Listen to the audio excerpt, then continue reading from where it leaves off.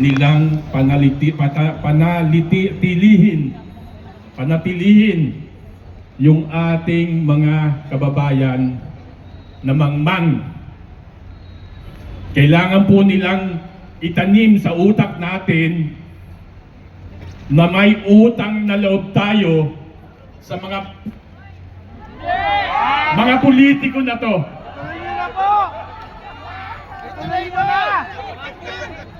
Yun po ang ginagawa nila. At ano po ang pinakamasakit doon? Tumatanim po sa utak ng ating mga kababayan na tinatanaw po nila ito at tinitignan nila na kung wala si mayor, wala si kapitan, wala si congressman, wala si gobernador, wala si senador, wala kaming kikitain ngayon, wala kaming kakainin ngayon. Dahil kay speaker, yan, mga salitang ganyan. Bumaha! Mga kapatid ko, mga kababayan ko nandito ngayon, lahat po tayo ngayon ay may obligasyon at may responsibilidad na mulatin, gisingin po natin, lalong-lalo na yung ating mga kabataan. Ang una pong problema ng bansang ito, mga korap na politiko. Businessman. Ano bulag yun? Paano rin magigising yung adik, hindi naman natutulog? Tama, di ba? Pero obligasyon po natin bilang mga mamamayan, turuan po natin, iparamdam po at bigyan po natin ng pag-asa yung ating mga kapwa. Kailangan pong malaman at maintindihan ng bawat kababayan natin na ito na naniniwala na may utang na loob sila dito sa mga politiko na to, na yang ibinibigay sa kanya ay galing po sa inyong mga buwis, sa ating mga buwis, lalong-lalo na po yung mga middle income, working class. Kayo, otomatiko tayo, otomatiko. Kinakaltasan tayo ng withholding tax. Sabi ko nga po nung last time, nung nandun kami sa Senado, yung mga kapulisan at mga sundalo natin, pagdating po ng sahod nila, automatic kaltas ang withholding tax. Ano po sinabi ko at ulitin ko ngayon? Kayo, mga kasamahan natin na mga pulis at sundalo, ang unang-una nilang ninakawan.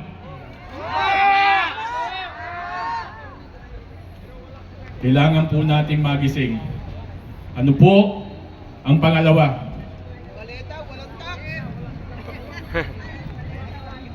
Paleta, walang tax! Kahapon, ilan ang dinagdag sa presyo ng diesel? 4 na piso. Almost 4 pesos. Taas ng taas.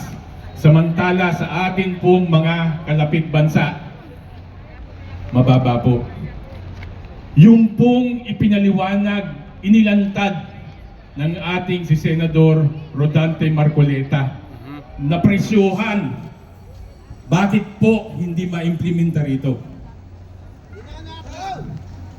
Kasi ganid sila.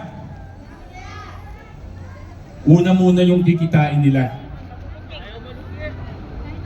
Itinaas ang mga toll fee.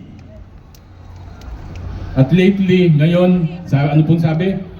Kuryente ulit, itataas na naman.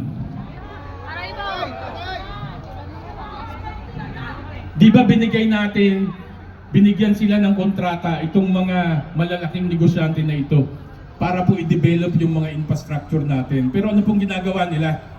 Kukolekta muna sila. Kukunin yung pera sa taong bayan at yun ang panggagawa nila ng mga instruktura.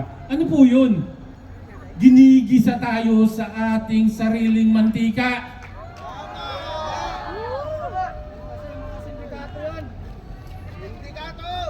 Panahon na po para tayo'y magising.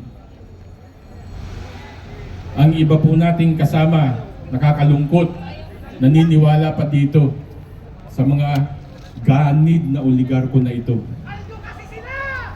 Kasi pumaldo na.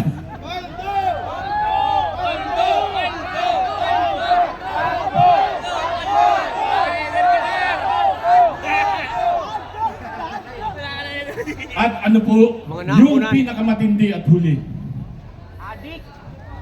Nung ako po'y magkaisip at magkamalay, lagi ko na po silang nakikita sa lansangan.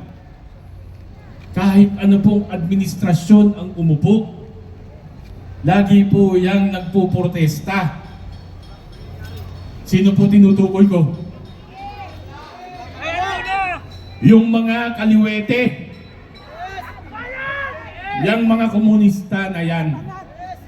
Nakakita po ba kayo na yung mga yan ay nagkaroon ng satisfaction? Wala. Bakit? Iisa po ang kanilang hangarin. Ang hangarin po nila ay pabagsakin ang gobyerno at i-take over nila. Yan po ang katotohanan yan. Yan po ang tinotolerate ng mga corrupt na politicians Sandali natin. lang po, may kasunod pa po ito.